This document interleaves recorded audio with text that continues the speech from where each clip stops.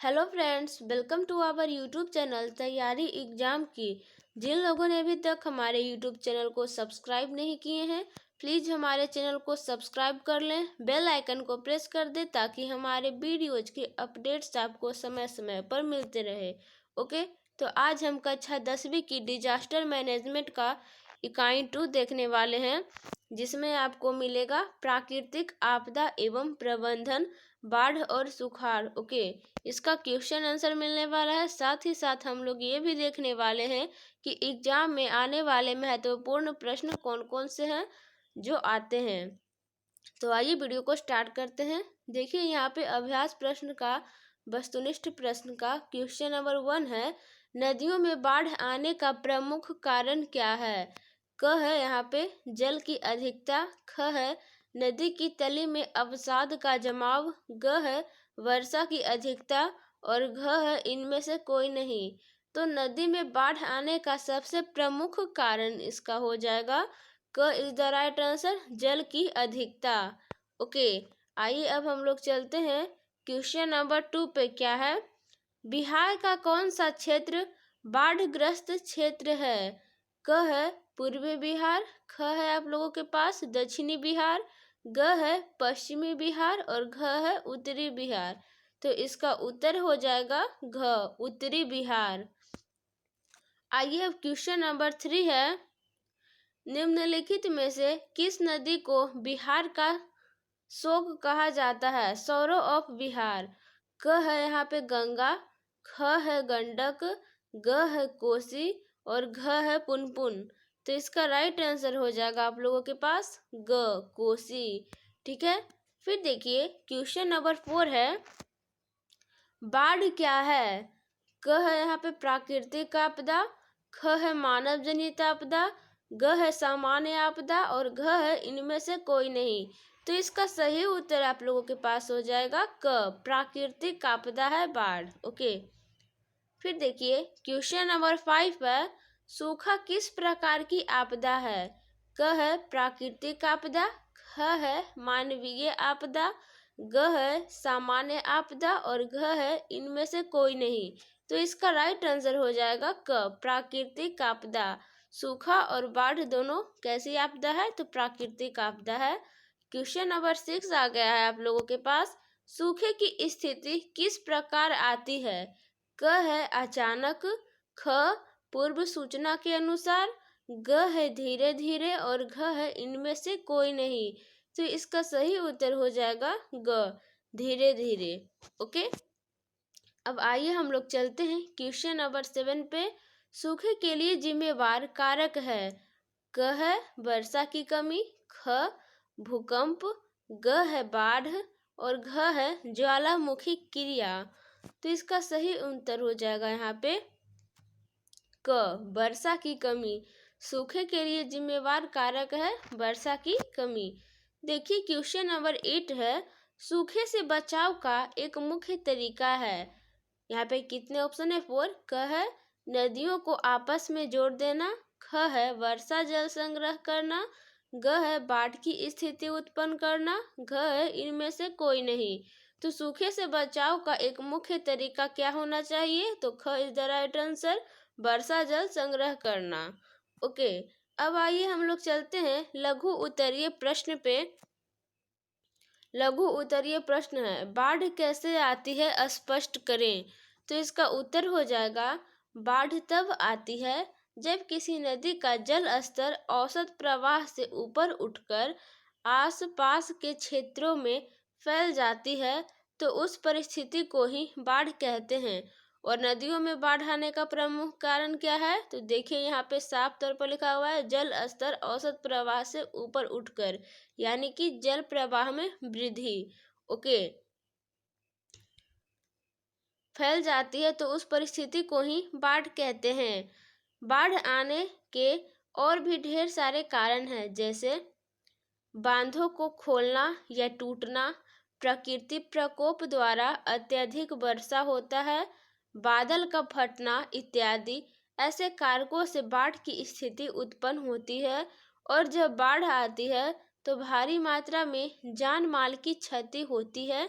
कई लोग बेघर हो जाते हैं, जीव जंतुओं को भी बाढ़ अपनी चपेट में ले लेता है। सिंपल सा आंसर है। क्वेश्चन नंबर 2 है जो कि एग्जाम के दृष्टिकोण से आप लोगों का VVI है। ओके, आप लोग स्क्रीनशॉट ले सकते हैं इस क्वेश्चन को और ध्यान से देखेंगे। 2 है, बाढ़ से होने वाली हानियों की चर्चा करें। तो उत्तर हो जाएगा, बाढ़ से होने वाली हानियों की चर्चा निम्नलिखित है। बाढ़ से सर्प यानी कि सांप, बिच्छू जैसे जहरीले जंतु का आगमन होता है, जिससे कि मनुष्यों को खतरा रहता है। किसानों का फसल बर्बाद हो जाता है, लोगों का घर जलमग्न हो जाते हैं, जिससे कई लोग बेघर हो जाते हैं। मानवीय जनजीवन में काफी नुकसान होता है, खाने को कुछ नहीं होता एवं रुपयों पैसों की बर्बादी होती है। उनके सारे काम बाधित हो जाते हैं, जीवों की मृत्यु हो जाती है। तो इतना सारा आप लोग लिख सकते हो बाढ़ से होने वाली हानियां। ओके, अब आइए हम लोग देखते हैं क्वेश्चन नंबर 3 पे क्या है। बाढ़ से सुरक्षा हेतु अपनाई जाने वाली सावधानियों को लिखें। ठीक है, तो इसका उत्तर हो जाएगा, बाढ़ से सुरक्षा हेतु अपनाई जाने वाली सावधानियों को खास करके हम सभी मनुष्यों को अपनाना चाहिए। जैसे देखिए क्या है, बाढ़ ग्रसित क्षेत्र के लोगों को तैराकी होने का प्रशिक्षण देना चाहिए। तैराकी का अभिप्राय है तैरने के लिए प्रशिक्षण यानी कि उनको शिक्षा देना चाहिए। ओके, एवं सभी गांव के पंचायत और विद्यालयों में स्विमिंग जैकेट की व्यवस्था की जानी चाहिए, ताकि अधिक से अधिक लोग तैरते हुए बाहर निकल सकें। तथा बाढ़ की स्थिति में गांव वाले गांव के ऊंचे भवनों पर एकजुट होना चाहिए तथा महामारी फैलने की स्थिति में गर्म जल, चीनी और नमक का घोल पिलाना चाहिए तथा सांप और बिच्छू जैसे जहरीले जीवों से बचने के लिए ध्यान रखिएगा ये पॉइंट DDT ओके का छिड़काव अति आवश्यक माना जाता है। अतः उपरोक्त सुरक्षा हेतु बाढ़ से निजात पाया जा सकता है। आइए देखिए अब क्वेश्चन नंबर 4 आ गया है। बाढ़ नियंत्रण के लिए उपाय बताएं। क्वेश्चन VVI है एग्जाम के दृष्टिकोण से, आप लोग इसे ध्यान से देखेंगे। ओके, तो देखिए इसका उत्तर यहाँ पे है, बाढ़ नियंत्रण हेतु उपाय निम्नलिखित है। देखिए यहाँ पे फर्स्ट है, ये पूछ नहीं रहा फिर भी आप लोग कुछ पॉइंट देके इस तरह से लिख सकते हो। ठीक है, देखिए भवनों या इमारतों का निर्माण जो कम लागत की हो, इसमें रसायन मिश्रित कच्चे मालों का प्रयोग होने से बाढ़ के प्रकोप से बचाव हो सकता है। फिर दूसरा है आप लोगों के पास, प्रत्येक ग्राम पंचायत में बाढ़ के पहले ही पर्याप्त पंप सेट की व्यवस्था होनी चाहिए। 3 है, मकानों की नींव तथा दीवार सीमेंट और कंक्रीट की होनी चाहिए। 4 है, यहाँ पे स्तंभ यानी पिलर गृह निर्माण से पहले काफी गहराई में होनी चाहिए तथा 5 है, गृह आयताकार एवं वर्गाकार, आयताकार अथवा वर्गाकार। ओके, स्तंभ पिलर आधारित होनी चाहिए। अतः ये सारे उपायों को अपनाकर हम बाढ़ को नियंत्रित कर सकते हैं। अब देखिए क्वेश्चन नंबर 5 है आप लोगों के पास, सूखे की स्थिति को परिभाषित करें।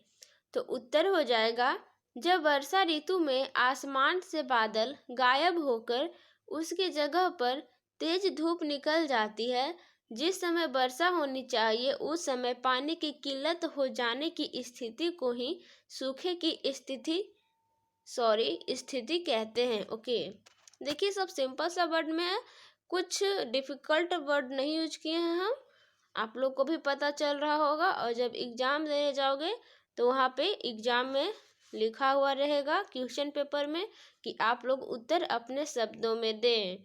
ठीक है, फिर देखिए क्वेश्चन नंबर 6 है, सुखाड़ के लिए जिम्मेवार कारकों का वर्णन करें।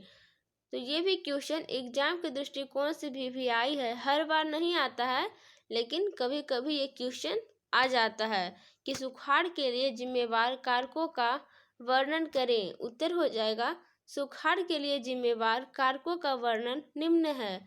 पहला है, फसल न लगने से खाद्यान्न की कमी। फसल सुखाड़ की स्थिति में नहीं लगाया जा सकता है क्योंकि पानी का अभाव होता है, जिससे भूखमरी यहाँ पे देखिए अभाव का अभिप्राय है कमी। ओके, जिससे भूखमरी जैसी समस्याएं सामने आती है। फिर देखिए सेकेंड है पेयजल की कमी। पेयजल की कमी सुखाड़ का एक मुख्य कारण है, जिससे कि आम लोगों को पानी की किल्लतों का सामना करना पड़ता है। फिर देखिए थ्री है इसका, मवेशियों के लिए चारे की कमी। सुखाड़ की स्थिति में तो मनुष्यों की हालत खराब हो जाती है, तो मवेशियों यानी गाय, बकरी या अन्य जीव जंतु को खाने के लिए कहाँ से चारा उपलब्ध होगा। ओके, अब आइए हम लोग देखते हैं क्वेश्चन नंबर 7 क्या है। सुखाड़ से बचाव के तरीकों का उल्लेख करें। तो इसका उत्तर हो जाएगा, सुखाड़ से बचाव के तरीके निम्नलिखित हैं। देख सकते हैं आप लोग यहाँ पे। पहला है, सामूहिक तौर पर गांवों में तालाब की व्यवस्था होनी चाहिए तथा समय समय पर तालाब की साफ सफाई भी होनी चाहिए, जिससे कि सुखाड़ के समय इससे मनुष्य अपने कामों को कर सके। तथा दूसरा है, नहर, पाइन और आहर मानव के द्वारा निर्मित किया जाए या जाना चाहिए, ताकि सुखाड़ के समय इससे अपने फसलों को सिंचाई की सुविधा उपलब्ध हो सके। अब आगे देखते हैं क्वेश्चन नंबर 3 है यहाँ पे। कारक सुखाड़ की स्थिति में ड्रिप एवं छिड़काव सिंचाई। ओके, स्प्रिंकल इरिगेशन के द्वारा भी भूमिगत जल का उपयोग कर फसलों में पानी दिया जाता है। अब देखिए, सुखाड़ से बचना है तो हमें वातावरण को हरा भरा रखने के लिए वृक्षारोपण यानी कि वृक्ष को लगाना चाहिए। वृक्ष को तो नहीं लगाते हैं, पौधे को लगाते हैं, करना अति आवश्यक है। ओके, अब आइए हम लोग देखते हैं दीर्घ उत्तरीय प्रश्न, लॉन्ग आंसर क्वेश्चंस का। क्वेश्चन नंबर 1 है, बिहार में बाढ़ की स्थिति का वर्णन करें। तो इसका सिंपल सा आंसर है आप लोगों के पास, बिहार में बाढ़ की स्थिति तब आती है जब कोसी नदी का जल स्तर में वृद्धि हो जाता है एवं इससे बिहार वासियों को काफी मात्रा में जान माल की क्षति होती है। बिहार का उत्तरी भाग में यह ज्यादा देखने को मिलता है। कई सारे लोग बेघर हो जाते हैं।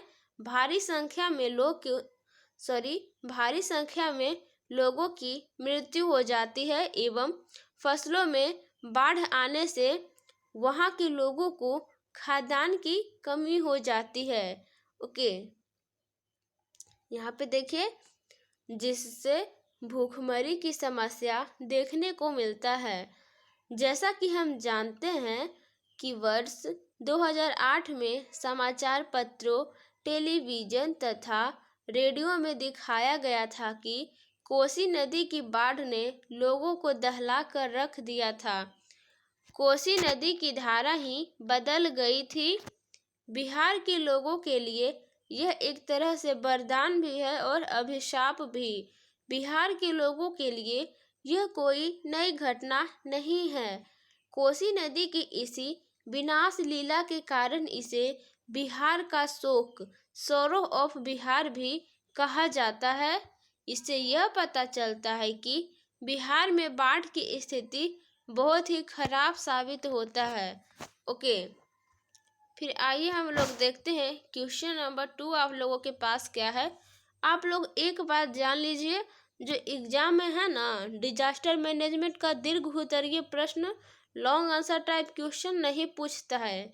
लेकिन यहाँ पे आप लोग देखिए, जैसे कि ये क्वेश्चन आपको दिख रहा है ना कि बाढ़ के कारणों एवं इसकी सुरक्षा संबंधी उपायों का विस्तृत वर्णन करें। यहाँ पे जो विस्तृत है इसको हाइड करके वो एग्जामिनर क्या करता है, यहाँ पे संक्षिप्त कर देता है। ओके, ताकि संक्षिप्त में स्टूडेंट्स आंसर दे सके। तो इस टाइप से क्वेश्चंस को बना के बदल के या घुमा फिरा के क्वेश्चंस आते हैं। लघु उत्तरीय प्रश्न में ही आपका आएगा। ओके, इस टाइप का आता है, तो आप लोग ध्यान से समझेंगे और देखेंगे। 2 है, बाढ़ के कारणों एवं इसकी सुरक्षा संबंधी उपायों का विस्तृत वर्णन करें। तो देखिए यहाँ पे उत्तर हो जाएगा, बाढ़ के कारण मुख्यतः तब आती है जब नदियों के जल स्तर में वृद्धि होती है तो बाढ़ की स्थिति उत्पन्न होती है। फिर देखिए, इसकी सुरक्षा संबंधी उपायों का विस्तृत वर्णन निम्न है। देखिए इस तरह से आप लोग पॉइंट दे सकते हैं। ऐसे इमारतों या भवनों का निर्माण जो कम लागत की हो, इसमें रसायन मिश्रित कच्चे मालों का प्रयोग हो जिससे बाढ़ के बावजूद मकान बर्बाद नहीं हो सके। फिर देखिए यहाँ पे अगला पॉइंट है, आम लोगों को मकान बनाने के पहले यह जानकारी देना चाहिए कि मकानों का निर्माण पूर्णतः नदी के किनारे तथा नदी के सकरी ढालों पर नहीं करना चाहिए। ऐसे जगहों पर मकान की दूरी कम से कम 250 मीटर की दूरी पर होनी चाहिए। ओके, फिर देखिए अगला पॉइंट है, बाढ़ के बाद जल निकलने की तत्कालिक व्यवस्था होनी चाहिए। इस कार्य में ग्राम पंचायतों की अहम भूमिका हो सकती है। वस्तुतः प्रत्येक ग्राम पंचायत में बाढ़ के पूर्व ही पर्याप्त पंप सेट की व्यवस्था होनी चाहिए। फिर देखिए नेक्स्ट पॉइंट है आप लोगों के पास, मकानों की नींव तथा दीवार सीमेंट और कंक्रीट की होनी चाहिए। फिर अगला पॉइंट है स्तंभ यानी कि पिलर आधारित मकान होना चाहिए और स्तंभ की गहराई काफी होनी चाहिए। ठीक है, अब देखिए पूर्व सूचना का प्रबंधन। बाढ़ पूर्वानुमान के लिए सुदूर संवेदन सूचनाएं निश्चित रूप से एकत्रित की जानी चाहिए। इससे बाढ़ आने से पूर्व ही संभावित क्षेत्रों में सूचना तंत्र के माध्यम से सूचना दी जा सकती है। समय पर सूचना मिलने से विद्यालय बंद कर दिए जा सकते हैं। ओके, अब देखिए इसका सेकेंड पॉइंट है, बाढ़ ग्रसित क्षेत्र के लोगों को तैराकी होने का प्रशिक्षण देना चाहिए। इतना ही नहीं, सभी गांव के पंचायत और विद्यालयों में स्विमिंग जैकेट की व्यवस्था की जानी चाहिए जिससे कि अधिक से अधिक तैरकर लोग बाढ़ से बचकर बाहर निकल सकें। देखिए ये सब पॉइंट बहुत ही महत्वपूर्ण हो जाते हैं। बाढ़ के जल के निकलते ही सबसे बड़ी समस्या महामारी फैलने की होती है। अतः DDT का छिड़काव, ब्लीचिंग पाउडर का छिड़काव और मृत जानवरों को शीघ्र हटाने की व्यवस्था होनी चाहिए। अतः हम उपरोक्त बातों को ध्यान में रखते हुए बाढ़ जैसे प्राकृतिक आपदा से बचाव तथा सुरक्षा किया जा सकता है। अगर वीडियो अच्छा लग रहा होगा तो प्लीज़ एक लाइक कर दीजिएगा। आइए हम लोग देखते हैं क्वेश्चन नंबर 3 पे दीर्घोत्तरीय प्रश्न का, सुखाड़ के कारकों एवं इनके बचाव के तरीकों का विस्तृत वर्णन करें। देखिए मैं बता रही हूँ कि दीर्घोत्तरीय प्रश्न में किस तरह से पूछता है। तो देखिए एग्जामिनर क्या करेगा, सुखाड़ के कारकों एवं इनके बचाव के तरीकों का यहाँ पे विस्तृत न करके यहाँ पे लिख देगा संक्षिप्त। ओके, संक्षिप्त लिख देगा। यहाँ पे आप लोगों को संक्षिप्त वर्णन करें तो आप लोग क्या कीजिएगा, तो संक्षिप्त में वर्णन किस तरह से कर सकते हो आइए जानते हैं। यहाँ पे तो उत्तर हो जाएगा, वीवीआई है ये एग्जाम के दृष्टिकोण से, ध्यान से देखेंगे आप लोग। तो उत्तर हो जाएगा सुखाड़ के कारण जब वर्षा ऋतु में आसमान में बादल गायब हो जाता है या तेज धूप निकल आती है और पीने के लिए पानी की भी किल्लत हो जाती है तो सुखाड़ का आगमन होता है। अब देखिए यहाँ पे सुखाड़ के बचाव के तरीकों का वर्णन विस्तृत रूप में। अगर आप लोग वहाँ पे संक्षिप्त कीजिएगा तो यहाँ पे लिख दीजिएगा बस संक्षिप्त रूप में, ठीक है। आइए देखते हैं। जैसा कि हम जानते हैं कि सुखाड़ जैसी आपदा के प्रबंधन हेतु 2 प्रकार की योजनाएं हैं। पहला तो दीर्घकालीन योजना तथा दूसरा लघुकालीन योजना आते हैं। दीर्घकालीन योजना के अंतर्गत नहर, तालाब, कुआं, पाइन, आहर के विकास की जरूरत है। नहर के माध्यम से जलाशयों से जल लाया जा सकता है। अब देखिए जल लाया जा सकता है तो यहाँ तक ही आप लोग अगर लघु उत्तरीय प्रश्न जैसे कि एग्जाम में आएगा संक्षिप्त रूप में लिखें तो यहाँ तक लिख सकते हैं और ऊपर में जो बताए थे उतना लिख सकते हैं। ओके, अब देखिए चूंकि इसे विस्तृत लिखना है इसलिए हम उदाहरण भी दे दिए हैं। उदाहरण के फलस्वरूप पंजाब और हरियाणा में नहरों का जाल बिछाकर ही सुखाड़ की समस्या का अस्थायी समाधान किया गया है। अब देखिए लघुकालीन योजना में तालाब बनाने का मूल उद्देश्य वर्षा जल का संग्रहण है। पुनः यदि नहर अतिरिक्त जल देता है तो उसे तालाब में रखा जा सकता है। कुएं के निर्माण से भूमिगत का उपयोग होता है। कुओं के विकास से बहुत हद तक पेयजल की समस्या का समाधान हो जाता है। अभी भी बहुत सारे घर में कुआं देखने को आप लोग को मिलेगा, खुद आपके घर में भी देखने को मिलेगा कुआं। ओके, तो देखिए अतः देखिए यहाँ तक आप लोग लिख सकते हैं। अगर संक्षिप्त रूप में आपको लिखना है तो लघुकालीन योजना से आप लोग यहाँ पे लघुकालीन योजना है ना, तो लघुकालीन योजना से आप लोग समाधान हो जाता है, यहाँ तक लिख सकते हैं। तो अब देखिए चूंकि दीर्घ उत्तरीय प्रश्न है विस्तृत रूप में वर्णन करना है तो यहाँ भी लिख दिए। अतः उपरोक्त लिखित उपायों को लोग अपनाकर सुखाड़ जैसे प्राकृतिक आपदा से बचा जा सकता है एवं घरों तथा बाग बगीचों में वृक्षारोपण के द्वारा भी हम सुखाड़ पर काबू पा सकते हैं। फलतः हमें वृक्ष लगाना चाहिए एवं दूसरे को भी प्रेरित करना चाहिए, ठीक है। वीडियो कैसा लगा प्लीज़ कमेंट सेक्शन में कमेंट करके बताइएगा। अच्छा लगा होगा तो प्लीज़ लाइक कर दीजिएगा और ज़्यादा से ज़्यादा अपने दोस्तों में शेयर कीजिएगा। ओके, ऑलरेडी पहले से ही प्लेलिस्ट बन चुका है। Political science, history, economics, geography, disaster management का भी प्लेलिस्ट बन चुका है। तो आप लोग सोशल साइंस की अच्छी तैयारी करके अच्छे नंबर ला सकते हैं। ओके, 90+ नंबर ला सकते हैं, ठीक है। मिलते हैं अगले वीडियो में, तब तक के लिए bye bye, take care, thanks for watching this video, have a nice day.